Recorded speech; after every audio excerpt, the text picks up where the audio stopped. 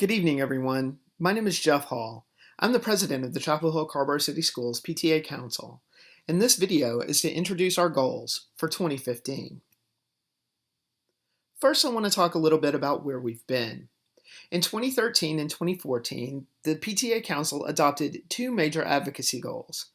The first, Pay Our Teachers First, was a statewide initiative to raise teacher pay. The second, Fully Fund Our Schools, was targeted at the local level, asking our Board of County Commissioners to fully fund the budget request of both Chapel Hill Carrboro City Schools and Orange County Schools. Both of these efforts were a qualified success. On the state level, we did see an increase in teacher pay. However, it was done in such a way that left local budgets more strained in some ways than they were before, and with less flexibility in how to spend the money. This meant that our second success, seeing our taxes raised at the local level for the first time in 6 years to fully fund our schools, while it did fill the budget hole that had been created, was not what we hoped it would be when we set out on our initial advocacy efforts. However, we still got some major stuff done.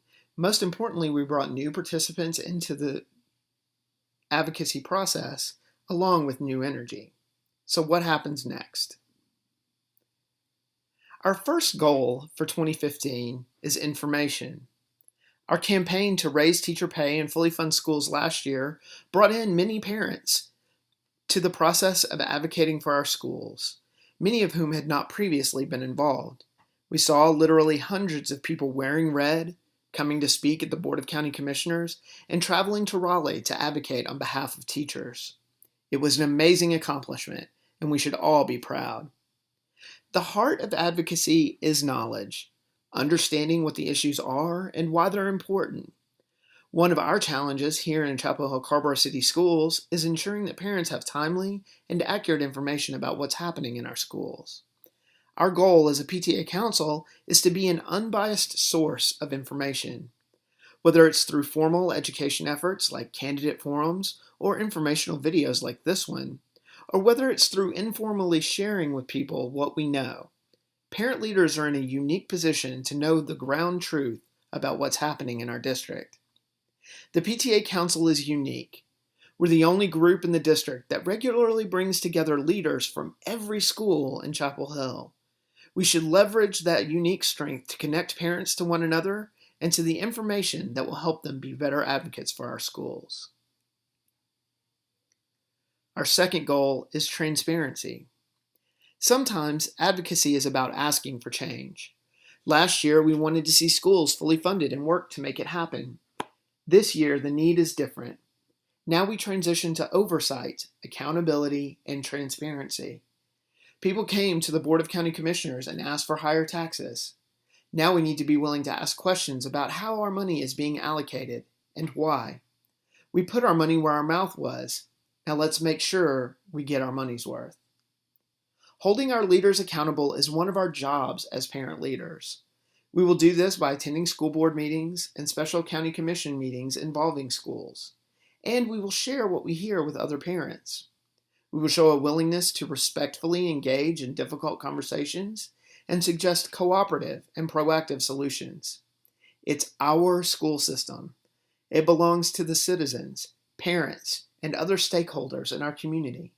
We have an obligation to understand what choices our leaders are making and why.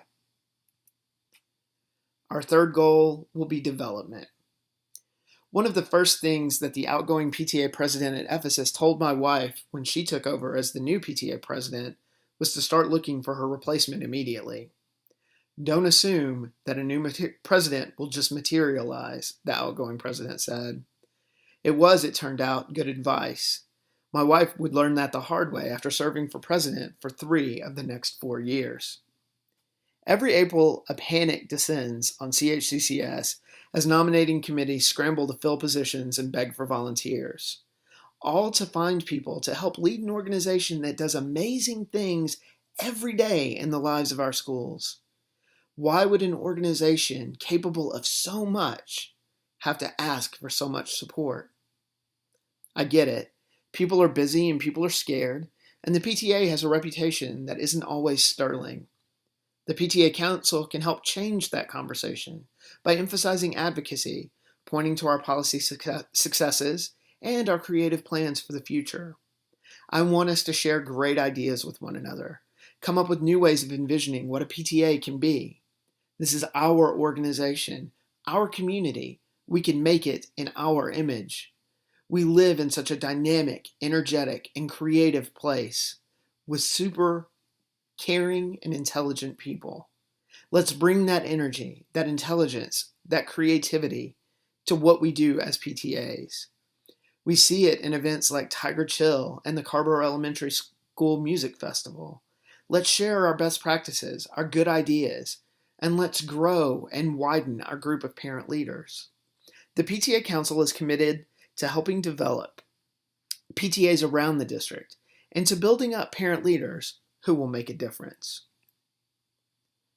Our 2015 goals: information, transparency, and development.